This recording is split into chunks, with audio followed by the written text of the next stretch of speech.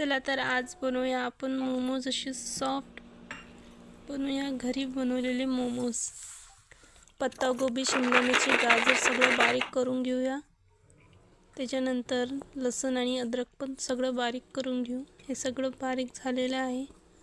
आता ठेवूया कढई।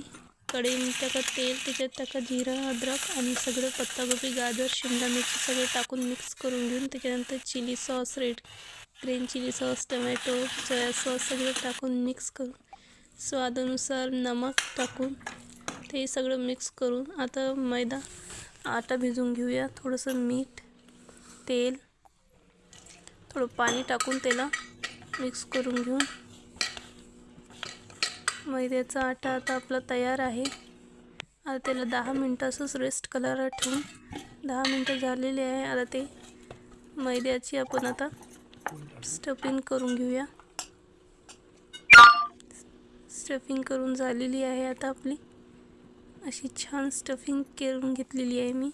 कढई ठेवा, त्याच्यावर चाळणी ठेवा, चाळणीला थोडं तेल लावा, मोमोज ठेवा, त्याच्यावर थोडं तेल लावा आणि झाकून ते 10 मिनिटं ठेवून द्या।